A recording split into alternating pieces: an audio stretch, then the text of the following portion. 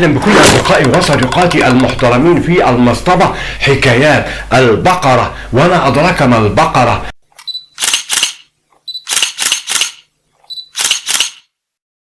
الموضوع النهارده يا جماعه محرج شويه لانه مرتبط بالبقره وبالبومبه اللي بتطلعها البقره من ورا، بس دي بتهدد كوكب الارض. البومبه دي بتهدد كوكب الارض وخطر بيهدد العالم كله لانها بتسبب التغير المناخي.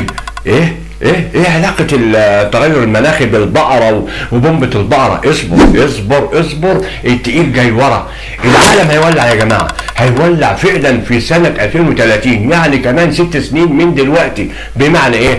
كفاية عليك انك تطلع عود الكبريت من العلبة، ما تولعش عود الكبريت، هو هيولع لوحده من حرارة الجو.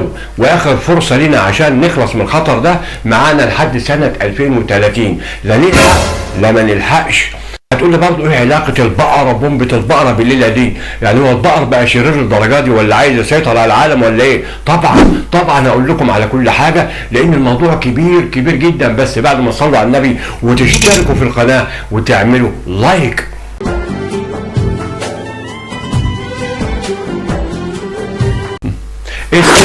السر يا جماعه هو غاز الميثان CH4. برضه تاني علاقه التغير المناخي وغاز الميثان بالبقره وبومبه البقره. استنى. غاز الميثان يا جماعه هو احد الغازات الدفيئه GHG، جرين هاوس جاسس. يعني ايه غازات دفيئه؟ يعني غازات لما بتتحبس في الغلاف الجوي جوه طبقه الاوزون بترفع من درجه حراره الجو على كوكب الارض كله. لحد هنا حلو. نرجع بقى للبقره بتاعتنا، بس الاول لازم نعرف حاجه، ان عدد الابقار في العالم وصل في 2024 لمليار ونص بقرة في العالم. وأكبر دولة بها أبقار هي دولة تركيا، وعدد الأبقار عندنا في مصر 77.5 مليون بقرة، منها 57% من إنتاج السودان. واكتشف العلماء ان مستويات غاز الميثان يا جماعه في الغلاف الجوي زادت عن اي وقت قبل كده، وعشان كده عمل المؤتمر الامريكي الصيني الاماراتي قريب الشهور اللي فاتت في دوله الامارات واللي اسمه كوب 28. ده مؤتمر عالمي لم جميع دول العالم، جم مناديب عنه من جميع دول العالم عشان يقعدوا مع بعض ويحلوا مشكله المناخ. لا بقى، واللي يضحك ان في بعض الدول فيها عدد البقر اكتر من عدد السكان نفسهم. ففي ايرلندا مثلا عدد السكان 5 مليون نسمه، بينما عدد البقر 7.3 مليون بقره، اكتر منها بكتير. المهم البقر بقى بيعتبر من الحيوانات المقتره. بمعنى ايه؟ بمعنى انه بيمضغ العشب وياكله مع وجود بكتيريا معينه في معدته بتطلع ريح من بقها البقره او بومبه من ورا. وكان الاعتقاد ان اللي بتطلعه ده هو ثاني اكسيد الكربون، زي الانسان كده لما بيستنشق اكسجين ويطلع ثاني اكسيد الكربون. طلع بقى العكس، ان البقره اللي بتطلعه ده هو غاز الميثان مش ثاني اكسيد الكربون. لا بقى، والمفاجاه ايه الاكبر؟ ان نسبه غاز الميثان اللي بتطلعه الابقار في العالم سواء من بقها او من ورا عن طريق ضرب البومبه بيعادل 95% يا جماعه من نسبه غاز الميثان الموجوده على الكره الارضيه. وعشان كده طلعت الابقار هي المصدر الرئيسي لغاز الميثان والمحرك لانبعاث غاز الميثان.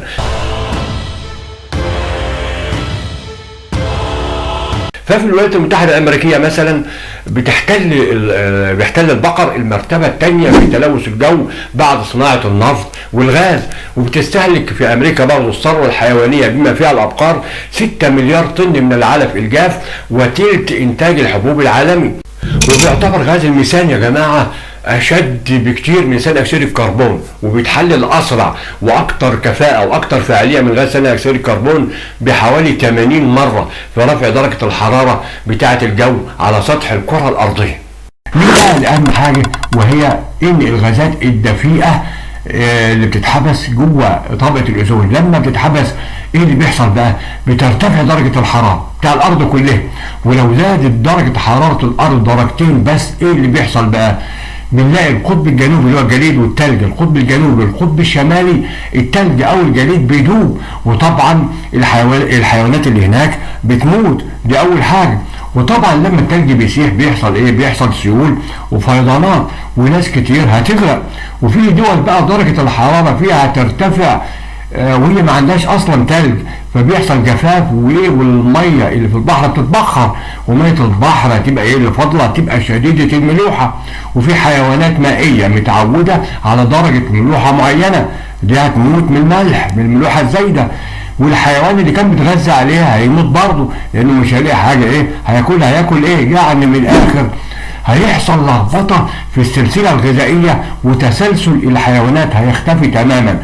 وكل ده ليه؟ لان الملوحه زادت، والميه اللي اتجمدت من البحر هتطلع على هيئه غاز في الجو، وهتنزل مطر في اوقات غريبه، زي ما بنشوف كده ايه الدنيا بتشتي في عز الحر او في عز الصيف.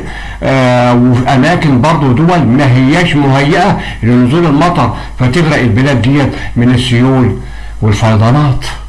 نيجي لاخر حاجه بقى، ايه الحل في الموضوع ده يا جماعه؟ ايه الحل؟ وجد العلماء ان هناك 3 حلول لا رابع لهم. الحل الاول هو تقليل عدد الابقار في العالم، وده اللي بدات بيه بعض الدول زي ايرلندا مثلا، واللي فيها 7.3 مليون بقره وعدد سكانها 5 مليون بس. البقر اكتر من عدد السكان. وتقليل عدد الابقار ده ياتي عن ايه؟ تقليل الزراعه بموجب خطه حكوميه جديده عشان تقلل من نسبه غاز الميثان، ولو حوالي بس 25%. لكن المزارعين اعترضوا، لان كده المزارعين هيفلسوا، دي من ناحيه، ومن الناحيه الثانيه هيضطروا لذبح مئات الالاف من البقر. العلماء قالوا ماشي، في حل تاني، هو ايه؟ هو الاعشاب البحريه المشكله، سي ويد. ودي تغذيه الابقار بتلك الاعشاب المشكله، الاعشاب العاديه مع اعشاب اللي ايه عاملينها مخصوص، اللي هي بتقلل من غاز الميثان. وعايزين نعمل الموضوع ده ايه على اقل حاجه على 90 مليون بقره. لكن الموضوع ده صعب وبقى بالفشل. ليه؟ لانك مش هتقدر تقنع البقره انها تاكل ايه عشب غير اللي هي متعوده عليه، هي متعوده على العشب العادي. وكمان الاعشاب اللي هم جايبينها اللي هي اللي بتقلل من غاز الميثان، اللي عايزين نعمل عليها تجربه المشكله، اعشاب مشكله دي بتزرع في استراليا، وصعب زراعتها في مكان اخر. كما ان زراعتها في خزانات ارضيه، لو زرعت في خزانات الارض هيكون لها بصمه كربونيه، يعني بمعنى ايه؟ هيبقى مليانه ثاني اكسيد الكربون، وطبعا كده اكن ما عملناش اي حاجه. فما نفعتش. قالوا في حل ثالث. الحل الثالث بقى قال لك ايه؟ ان الناس تبطل اكل لحم البقر، التوقف عن اكل لحوم البقر ومنتجات الالبان. قال لك ما الناس عايشه عادي من غير اللحمه، ممكن تعيش عادي، جسمها مهيأ لكده. طبعا كل ده كلام فارغ. لكن في النهايه كل الحلول دي يا جماعه مجرد رهان. لكن المؤكد اننا في حاجه لتخفيف انبعاث غاز الميثان. ممكن يكون اسهل حل فيهم او القريب شويه اللي هو ايه؟ الاعشاب البحريه المشكله. دي ممكن تكون ايه؟ جزء من الحل، ولكن مش هتبقى الحل كله. وشكرا لكم على حسن استماعكم. خلص الحلقه.